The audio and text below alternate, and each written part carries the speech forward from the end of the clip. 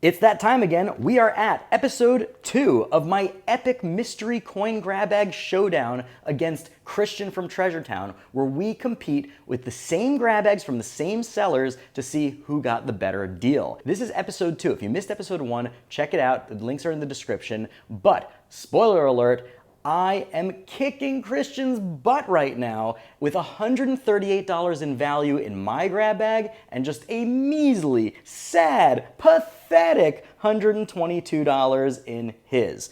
But as we know, I can't rest on my laurels. Things can change in an instant. We'll see how this grab bag goes. This is a small but hopefully mighty grab bag from Critter Coins, or Critter Coins. Now, Christian sourced all the bags on our behalf, so he got identical bags for myself and him. Different coins, of course, but same value. This is a $100 grab bag. Now, if you missed the first 2 episodes, you gotta remember that this is a coin grab bag inception competition. What the heck do I mean by that? Well, these were the top 3 coins in the last grab bag, and what we decided is that from every single bag, mine and his, we're gonna pick one item to add to another grab bag. So it's grab bag inception, and that grab bag will be given away for free as a prize to one of you guys at one of our future Whatnot auctions. Now, more on Whatnot coming up, but the top 3 choices from my grab bag in the last video were these 3. This beautiful blue-toned Jefferson nickel, this classic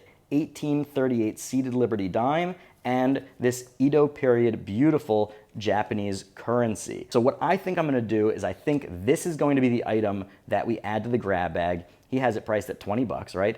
This is gonna be the item that we add to the grab bag because it's so unique, and I don't think there's necessarily gonna be any other bills, because most of these coin grab bags don't have any currency. So I think it'll be cool to have a really varied bag at the end of this grab bagception experiment. So without further ado, let's crack into this $100 grab bag from Critter Coins, or Critter Coins. Like I said, Christian did the sourcing, so I don't know the name, but let's see how it all goes. All right, so we've got coins. Like I said, hey, I was right, no currency in this one, but let's take a look one by one and see how we do.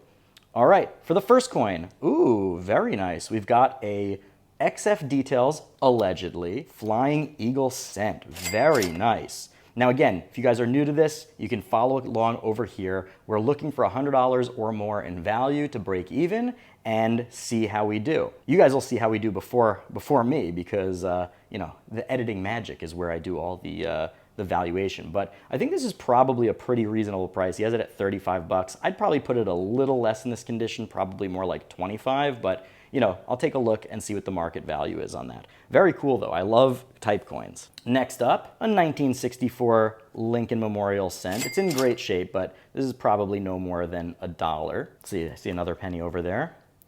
1963, we're going back in time. We just have to go another 100 years or so and we'll be all set. So maybe another $1, and again, that's being very, very generous. What do we have over here? Ooh, interesting. Ooh, Upper Canada half penny from 1857. And that is the same design that is on the British sovereign. That's St. George slaying a dragon. Very, very cool. And it looks like we've got a dual cornucopia over there. Bank token, 1/2 penny. Sometimes these older 2x2s make it a little bit hard to see with all the lighting, but you can see that. That's pretty nice. I'll have to double check what that's actually worth. Over here, we've got, oh, okay, nice. We've got a commemorative Canadian nickel. It's 1751 to 1951, 5 cents. At MS64, $20. I'm gonna have to disagree on that. Now, you guys will see, like I said, on screen before I do, whether or not I'm right. Sometimes I have to eat crow, right? Sometimes I'm wrong. I say, oh, that's never gonna be, you know, $20, but sometimes I'm wrong after I look. But to me, I think this is like a $3 to $5 coin. I mean, you don't buy the holder, you buy the coin, but that rule is even more important when you're talking about actual ungraded coins, right? The idea that I can rely on this to be actually MS64 is kind of meaningless. So let's hope that that $20 price tag is not actually $20 worth of the 100. Next up, we've got a 1937 wheat cent. You know, common date uncirculated wheat cent is really nothing special. I buy these, you know, in massive lots, and when I do, I pay like, you know, 2 cents a coin or something, sell them for 3 to 5 cents. Nothing too special so far. So far, obviously the best coin in here is this Flying Eagle Cent, which I'm assuming is the one you guys are gonna vote for to go into your grab bag. All right, let's see what's next. We've got a 1937D, okay? Again, another couple cents over there. This is not looking so great because there's not that many coins left, but let's see what's next. We've got ourselves, okay, this is a little threesome over here. Kids, close your ears. Didn't mean anything by that. All right, let's see what the date is on that Mercury dime. Okay, so we've got a Roosevelt dime from 1959. It's in good shape, but you know, nothing too wild. So that's a couple bucks. And then we've got this 1920, no discernible mint mark. A 1920 Mercury dime, pretty slick. As far as I know, that's not a better date, so also just a couple bucks. But I do like silver, so no complaints on silver. And then we have a Buffalo nickel, a little Buffalo nickel. Let's see, what year? We've got a 1935, very common date. There is a no mint mark, so 1935, worn out. This is like 50 cents, being generous, $1. And the last coin in the grab bag, let's see, what do we have here? We have a 1935 1 cent MS63 brown Canadian cent for $45. Now, I won't say that I am an expert on Canadian coinage, but this does not look like a $45 coin to me, as far as I know. Maybe if it was graded, but raw, it is in good shape, but 1935 raw 1 cent from Canada, it's hard for me to imagine that this is a $45 coin. So I'm going to pause the video here, do all the lookups, see how we did, and then we'll discuss. Because if I'm being honest, this doesn't look like $100 to me. So let's see if I'm wrong, let's see if I'm surprised. Okay, so as I suspected, this did not even come close to hitting that $100 threshold we were going for. In fact, it didn't even get halfway. We're at $49 and change, and that is really disappointing. And if you're a real coin maven, you'll have noticed that I was pretty generous with my pricing. So this is very disappointing to say the least.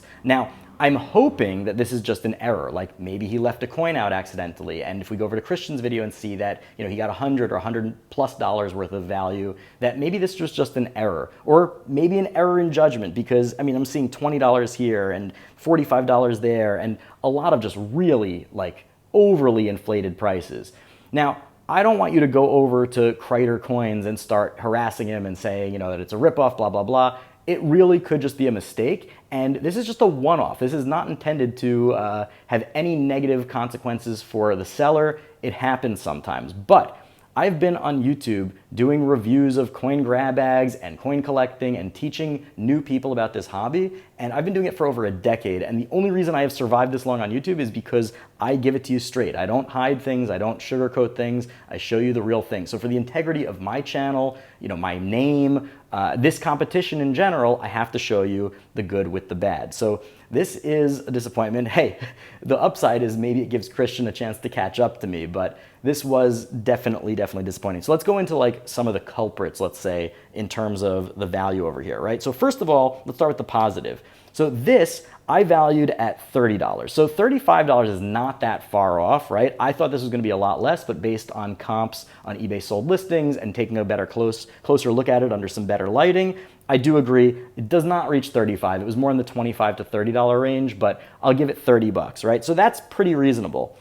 These coins are more or less, you know, like worthless, right? I put some generous pricing on them, but they don't really even factor in. And like I said, these are just, you know, essentially junk silver and a Buffalo nickel. This was aptly priced, $5. I completely agree with that.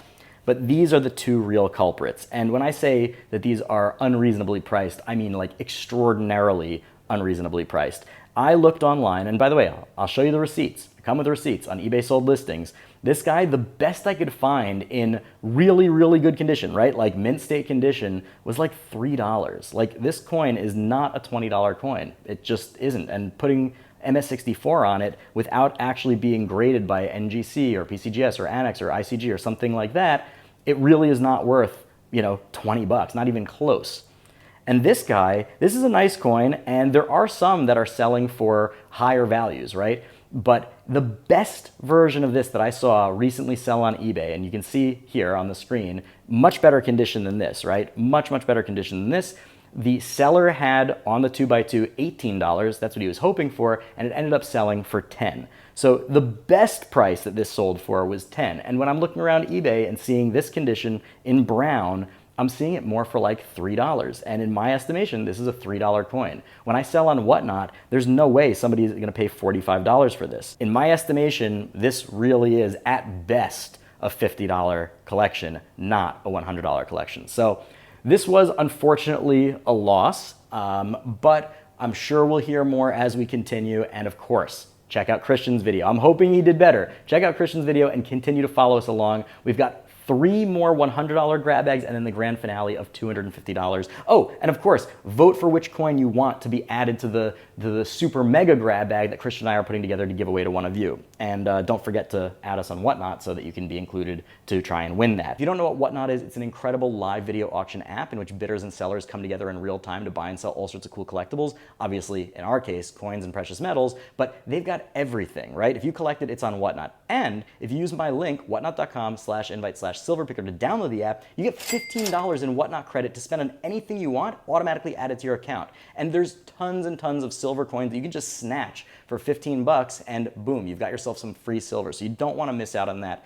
It's definitely worth it. Plus, when we do our future show that we're co-hosting together, at the end of this series, you'll have a chance to win the massive grab bag that we're going to create from all these grab bags, including the first item with this guy in there. I suspect you guys are gonna want this Flying Eagle scent, but if you're interested in something more unique like this guy, you can, or if you want something like this, if you think I messed up, whichever one you guys vote for, I will put in the grab bag. Obviously I have discretion, but in this case, pick what you want, and we'll put it in the grab bag. Anyway, if you haven't hit the subscribe button yet, please consider doing so. We make videos about coin collecting and precious metals investing every single week. It's a lot of fun. So I've got a lot more awesome stuff coming down the pike, so stay tuned, and until then, Silver Picker out. A huge thank you to all of my wonderful patrons. You guys are amazing. If you're not yet a patron and want to become one, the links are below, and I can't wait to meet you in our private Discord server.